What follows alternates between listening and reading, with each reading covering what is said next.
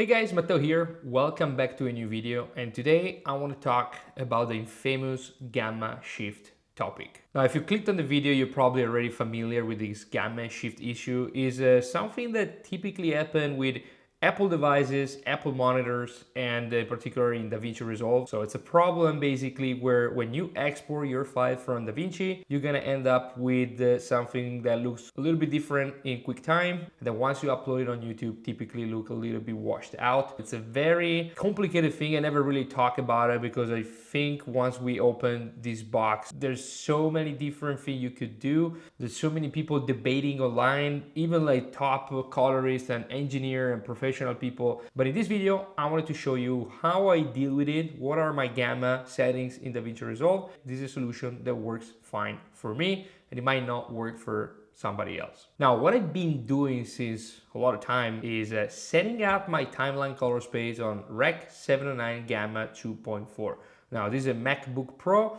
I also have an Apple display, and these settings work fine for me. Gamma 2.4 is actually accepted from a lot of people, and it's generally a pretty good settings to have for online deliveries. Very important thing, guys, here we're not talking about TV, we're not talking about cinema and theater, we're talking exclusively about online delivery and the player that you have on your Apple device, which is QuickTime or VLC. And then here we go to DaVinci, preferences, and here you see I don't have the use Mac display color profile for viewers toggle on. And I'm gonna get to that in a second. But so my typical workflow, I edit my video, and once it's ready, I'm gonna come here, I'm gonna grade it. There's my Buttery Natural Rec 709 here applied. And then I go to the delivery tab, and of course you can export in H.264 Apple ProRes, but this is what really matters too. It's color space tag, same as project, gamma tag, same as project. I render it out, and I have my master file that I usually send to my client, and I do upload on YouTube.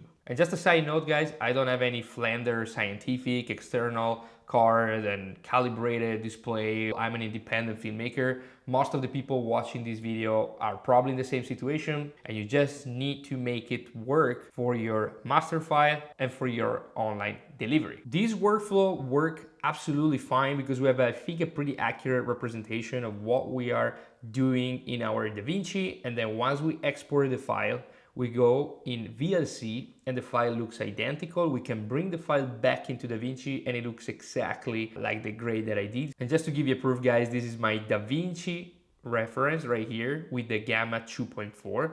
And this is my VLC with the Gamma 2.4. They look identical. The problems start happening when you go into QuickTime with that same file. So reference with the Gamma 2.4, and this is what it looks like in QuickTime. It looks very dark, very crunchy, almost looks like a film look. But why this is a problem? The problem is that maybe you send out this file to a client that is gonna open with QuickTime, and what it's gonna see is this stuff. When I do this workflow, which is typically my vast majority of the time, I tell my client, if you have a Mac, just open the file in VLC, QuickTime is broken. And the other big issue, at least for me, because the vast majority of the stuff I do goes online, is the online stuff, the YouTube version. So this is my reference, Gamma 2.4, the export file, and this is YouTube. And here you can clearly see the gamma shift. So you basically see the image that is a little bit washed out. This is the main problem with the Gamma 2.4 workflow, which is something that I typically use. There's this Rec 709A workflow that you've been hearing about on YouTube, and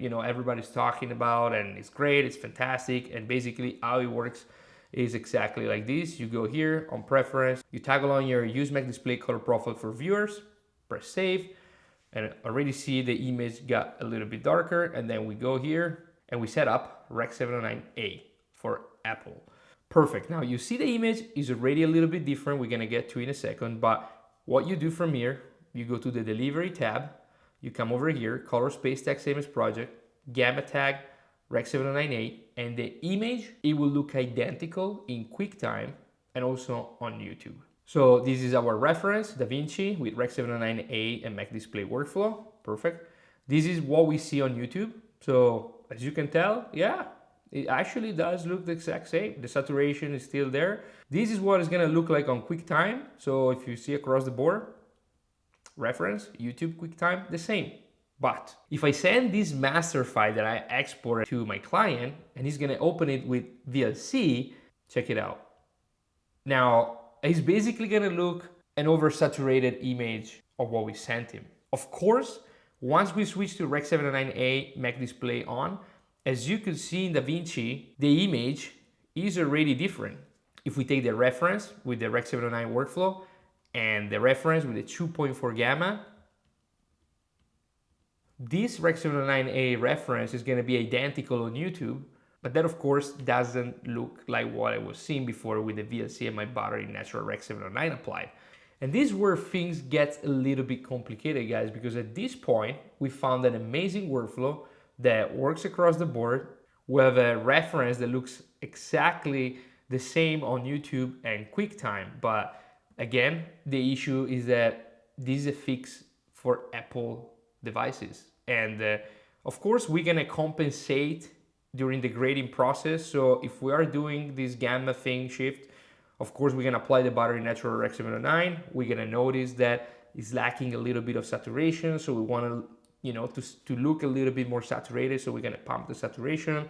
We're gonna, do our grade and we're gonna make it look exactly like we want. And this file, once we get it as we want, it's gonna go to YouTube and it's gonna look the same. My big problem with this workflow is sending out a master file from this color space timeline that the client is gonna open in I don't know what device and it's gonna look completely different or oversaturated. But I don't know, I also feel a little bit weird about starting my grade on an image that looks more desaturated than what is supposed to be. So what do I do in order to avoid this problem? What is the solution here? Well, you can do what I typically do or what I did for years, which is Rec 709 2.4 gamma.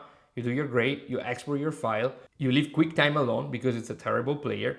You just open it in DaVinci to check out your master and then you upload it on YouTube and you're gonna accept the little shift in saturation. Or there's actually a good compromise. So what I would do is starting my color grading with the Rec 709 gamma 2.4. All right, so this is my image. Let's say this is a complicated project. So we're gonna go here and we're gonna grade our clip. As you can see, this is our graded clip and I export my file, the file that I'm gonna send to my client. Now, my solution is, why don't we do a master file for the client, then we create an online version? How do you do that? Well, it's technically pretty easy. So you come over here and we toggle on the use Mac display. This is our final grade. Remember, there's a node with some adjustment. So we come over here and we set Rec 709A. So our image, of course, is gonna look more flat now. What I typically would do is that I come here, I go into the timeline and I create a node where basically I'm gonna compensate for whatever this shift is doing, because this of course is not the image that I worked on. So what I would do is simply come over here, bring down the highlights a little bit. I'm gonna compensate for the saturation with a 59 sat. Of course, once you find your formula and you see that you match, you're gonna just save your node and you're just gonna apply it as a timeline node at the end of every single one of your project. I think the mids also need to come down because there's definitely some shift in the gamma here. This is our Rec 709A. This was the image before we did the timeline node, and this is after the timeline node.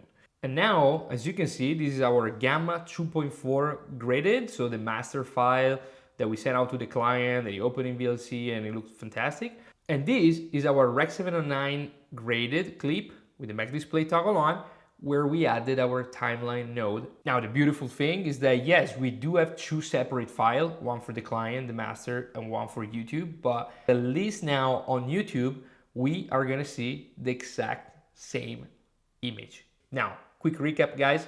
If you don't care about having a separate master file for your client and that file is not gonna be viewed on non-Apple display, it's only going online at that point, yes, you should just switch Rec 709A, toggle Mac display on, base your grade on that workflow and call it a day. This Rec 709A is a kind of a solution that Blackmagic came up with, but you hear some people using it, some other people, they hate it. To me, I much rather do the 2.4 gamma, do my grade on there, see the color as they should be, and then from there just switch to the Rec. 709A if I have to, export for YouTube, and having a dedicated online version of the same thing.